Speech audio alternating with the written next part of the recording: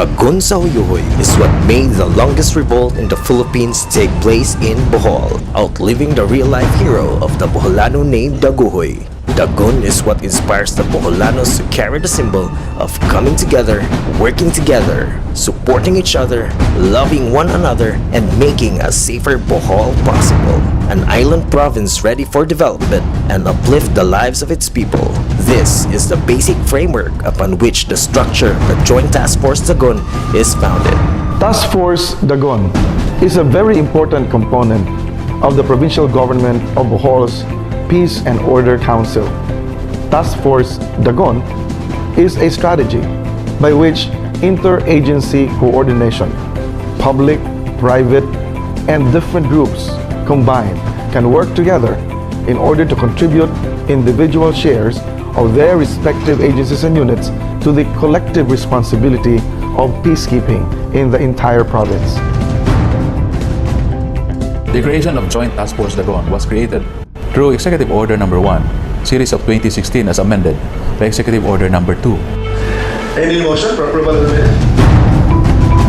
Joint Task Force Dagon is chaired by Governor Edgar Chato as chairman of the PPOC, with the advisory group of the Special Action Committee, together with the two bishops of the Diocese of Talibon and Diocese of Tagbilaran, and support teams from the PNP, Provincial Intelligence Branch, Philippine Army for Operations, the EDCOM, Media for Public Information, Legal Support, Governor's Office for Finance and Logistics, and DILG as Secretariat. Every task group also gives a report during PPOC meeting. The Task Group Luwas Kinabuhi for Disaster Response, Task Group Turista for Tourism Security, Task Group Palusot for Anti-Smuggling, Task Group Kinaiyangan for Environmental Protection, Task Group Banat for Anti-Illegal Drugs Operations, Task Group Galinaw for Internal Security, Task Group Kadalanan for Traffic Management and Concerns, Task Group Kadagatan for Maritime Security, and Task Group Contra-Crimen for Anti-Criminality and Operation.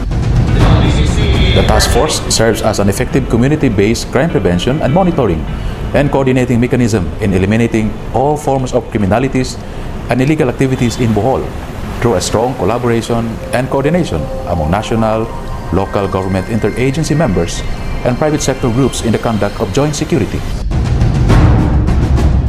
The creation of Task Force Dagon has been very effective considering that it addresses peace and order situation, which is actually the primordial function of the PNP. Ito ang tunay na bayanihan ng lahat ng mga agencies natin dito upang mapaganda natin at mapaunlad at mapanatili ang katahimikan ng ating probinsya. In carrying out the mandate of the Joint Task Force, different task groups are also organized to cover the scope of operations coming from the different national law enforcement agencies, local government agencies, and stakeholders. In case of emergencies, who would you call? Tarsier 117, what's your emergency? Tarsier 117, an efficient information relay system under the Joint Task Force Dagon, which relays information and receives feedback from the people. Tarsier 117, or the telephone and radio system integrated emergency response. Tarsier 117 provides receiving and responding to calls of emergency, weather monitoring, and text blast capability.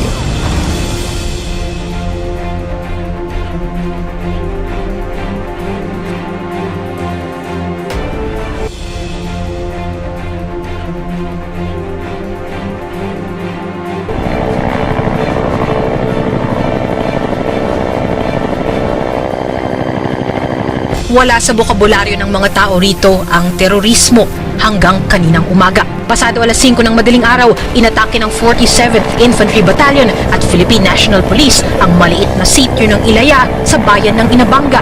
At doon nila nakaengkwentro ang hindi bababa sa 10 miyembro ng pinaniniwalaang Abu Sayyaf.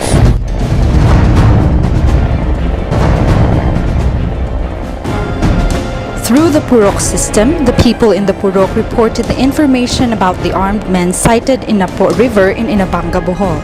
With an empowered people, communication between the community and the government is maximized, maintaining peace and security down to the Purok level, resulting also to a quick response from the government forces to quell any form of threat. It was around 6 o'clock in the morning when the governor called to inform me that the Abu Sayyaf group had already entered the river of Napo in the municipality of Inabanga. At around 8 o'clock, the governor and the provincial administrator left for Inabanga in order to set up the incident command center and visit the tactical command post where the encounter was taking place. Immediately, we communicated with the members of Task Group Internal Security or Task Group Kalinaw and also Task Group Luwas Kinabuhi or Task Group Disaster Response. We were talking with the commanders of Task Group Kalinaw in order to ask for the updates of what's going on in the ground. And immediately, we were also communicating with the Central Command.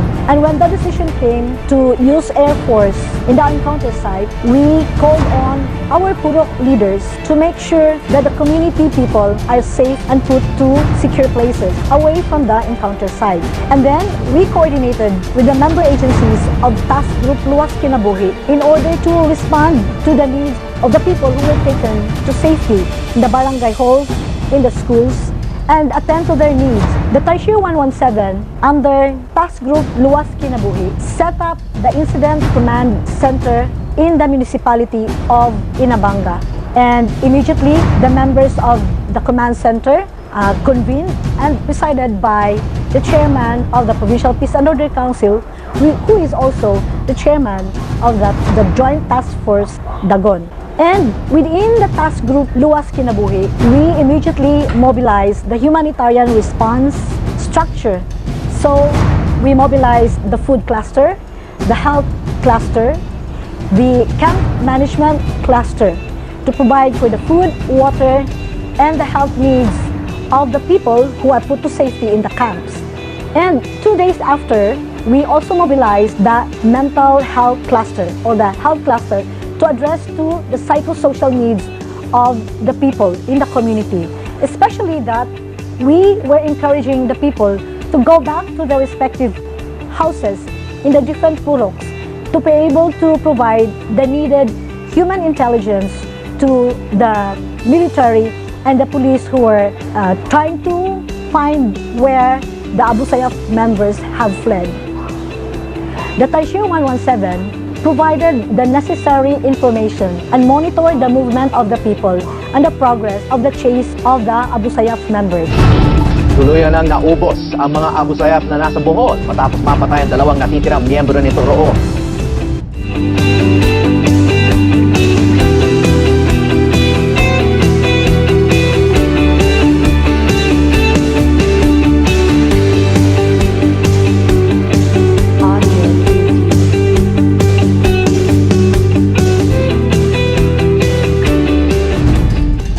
Tarsier 117 under Task Group Luwas Kinabuhi is the mouthpiece of Joint Task Force Dagon here in the country and abroad. Tarsier 117 continues to level up its skills and capacities with its local and international partners. Task Force Dagon, an innovation, a model by itself, thinking outside the box in addressing the various issues of peace and order, internal security, and sustainable development.